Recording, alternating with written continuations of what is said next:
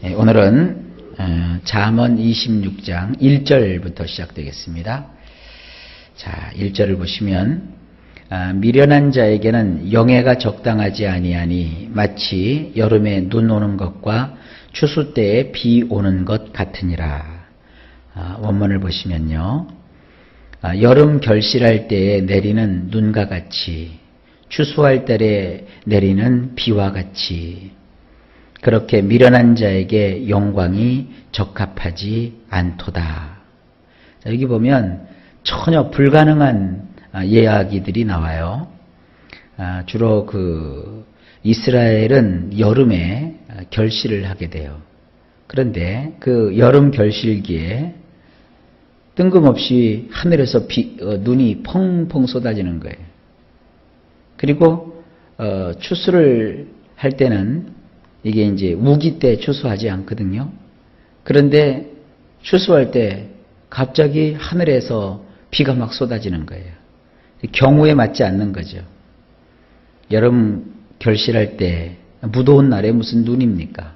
그리고 추수할 때 곡식을 다 알곡을 걷어들여야 될 때 그 웬 비입니까? 이것은 전혀 경우에 맞지 않고 적합하지 않은 상황입니다. 똑같습니다. 그렇게 미련한 자에게는 영광이 적합하지 않다는 거예요. 미련한 사람은 인생에 영광 볼 날이 없다는 겁니다.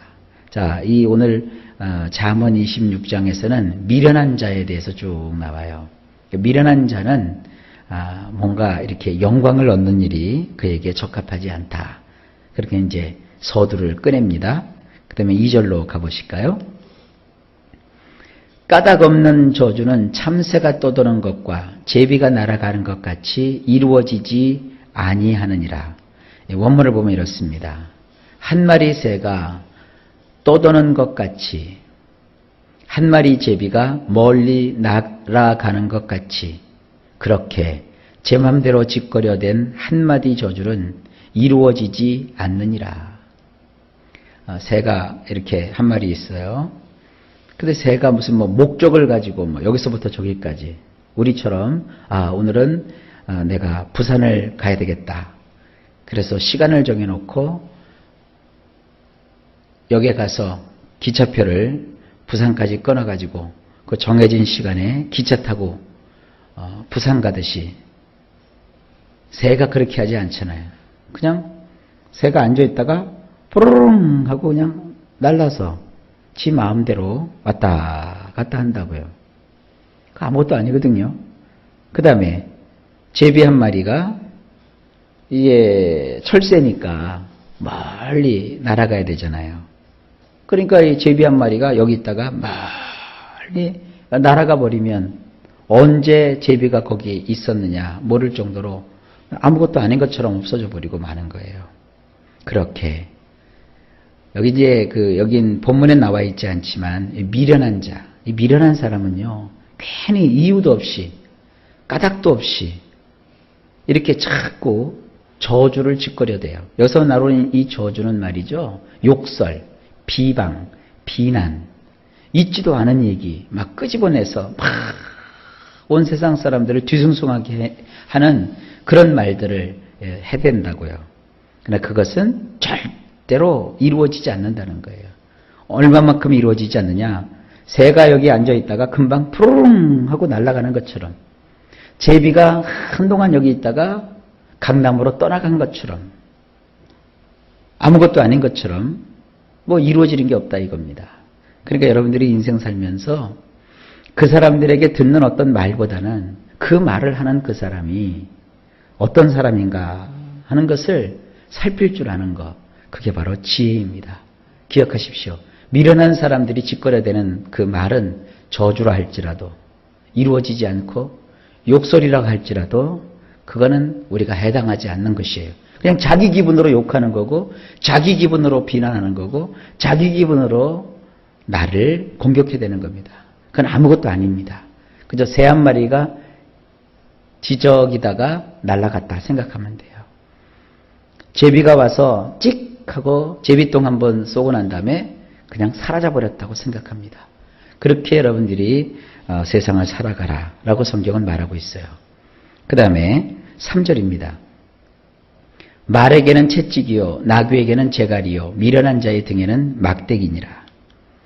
원문은 이렇습니다. 채찍은 말을 위한 것이요 곱비는 당나귀를 위한 것이며 곤장은 미련한 자들의 등짝을 위한 것이니라. 예, 계속 미련한 자 시리즈예요. 미련한 자에게는 뭐 줄 게 아무것도 없어요. 매밖에 줄 게 없다는 겁니다. 그러면서 이것을 굉장히 비유적으로 마치 그 이솝 이야기를 우리가 접하듯이 오늘 이 본문에는 비유적인 말씀이 참 많죠. 말을 재촉해서 달리게 할 때는 채찍을 든다고요. 채찍으로 계속 말을 치면 말이 계속 앞을 향하여 달려나가고요. 이 당나귀도 역시 마찬가지입니다. 당나귀가 그렇게 말을 안 듣는데요. 그래서 이 당나귀 코에다가 곱비를 콱 꽂아가지고 그 곱비로 이제 오른쪽 왼쪽을 조종해야 된다고요. 곤장 아시죠? 이 옛날 관아에서 죄인들을 다스릴 때 썼던 곤장. 그 곤장으로 그 미련한 자를 치는 것. 그거밖에 미련한 자가 얻을 것이 없다는 겁니다. 그러니까 미련한 자는 자기 스스로의 잘못으로 자기 혼자 매질을 당하고 벌을 받을 지경이지 그가 무슨 판단력을 가지고 있다고 누구를 평가하고 누구를 판단하고 뭐 이렇다 저렇다 얘기하겠냐 이거예요. 그러니까 미련한 짓 하는 그 사람들의 이야기는 우리가 귀담아 들을 필요가 없다. 그게 인생의 지혜라는 겁니다. 또 나옵니다. 4절에 미련한 자의 어리석은 것을 따라 대답하지 말라. 두렵건대 너도 그와 같을까 하노라.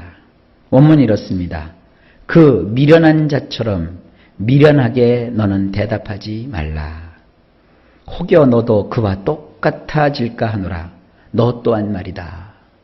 여기 이제 아버지가 아들한테 아주 다정다감하게 지금 가르쳐주고 있는 거예요.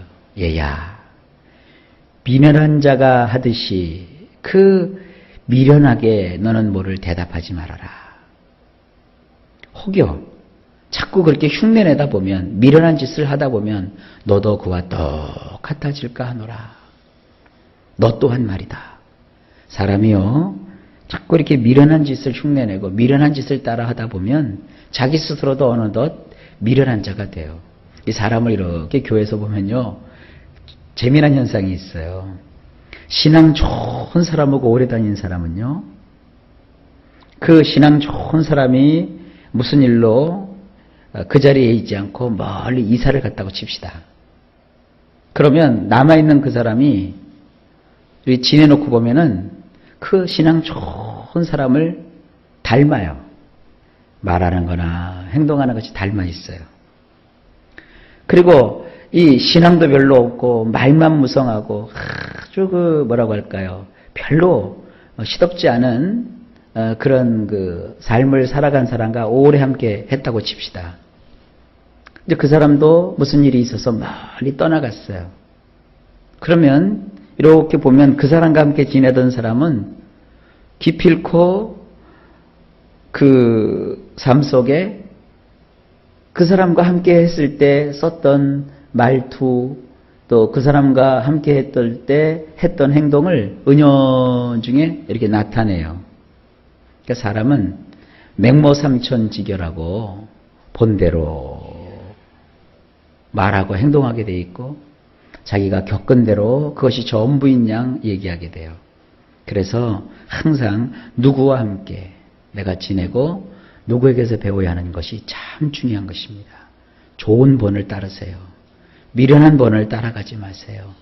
아이고 목사님 그 인간 정의이기 때문에 그럼 뭐 할 수 없죠. 그러면 자기 스스로도 미련하게 되는 거예요.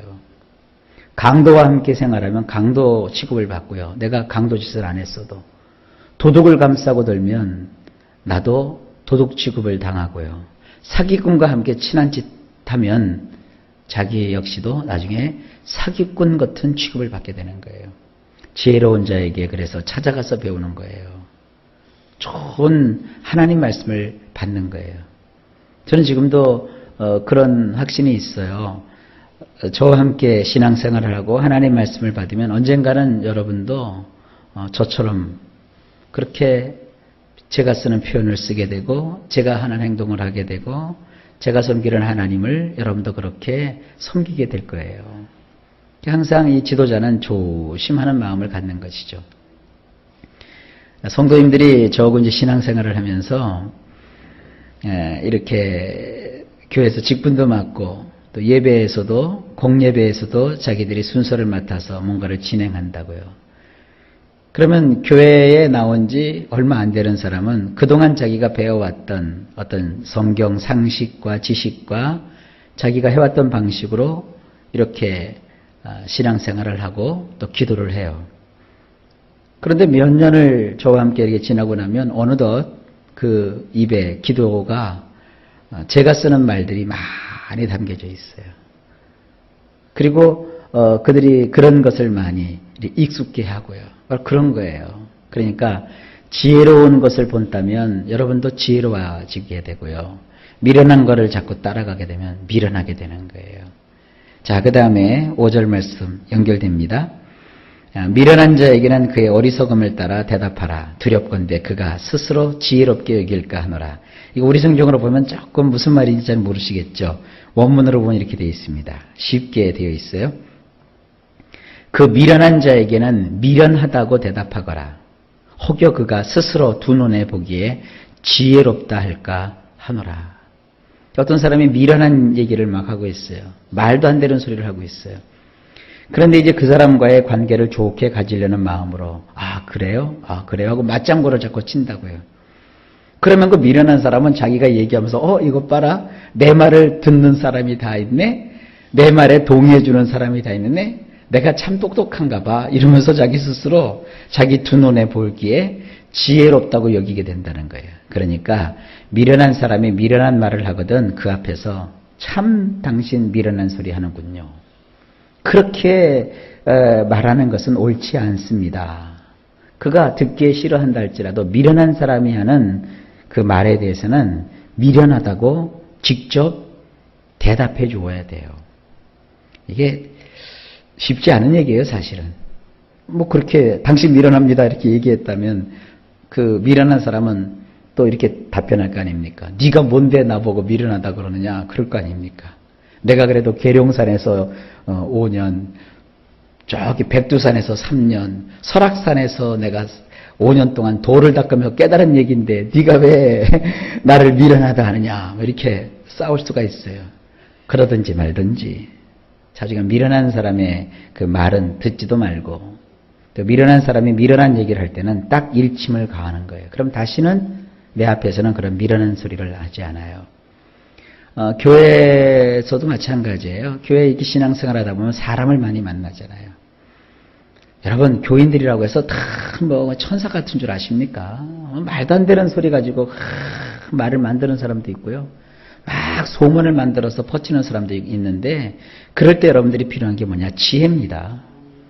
그러니까 이 지혜를 가지고 분별을 하셔야 돼요. 지혜 있는 사람은 미련한 자의 그 미련한 소리를 분별해낼 줄 알아야 돼요.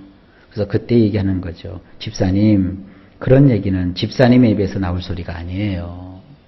그런 말은 하면 안 되는 거예요. 어떻게 신앙생활 하시는 분이 그런 얘기를 할 수 있어요? 그건 미련한 짓입니다. 그렇게 딱 얘기해 주라는 거예요. 그러면 그 미련한 사람이라도 그 사람이 있는 앞에서는 다음부터는 미련한 일을 잘 버리지 않는 거예요. 그러다 보면 이제 미련한 사람도 고쳐지게 되겠죠. 자, 이것이 어떤 인생에 사는 동안에 미련한 자를 대하는 하나의 지혜입니다. 자, 하나님께서 우리 인생을 이렇게 이끌어주고 계십니다. 이 말씀을 우리가 조금씩나마 들으면서 어떠한 길이 지혜롭게 사는 길인지를 배우고 있어요. 여러분도 모두 지혜의 사람들이 되실 수 있기를 바랍니다. 오늘도 하루가 시작되었습니다. 일마다 때마다 주께서 평강 주시기를 바랍니다.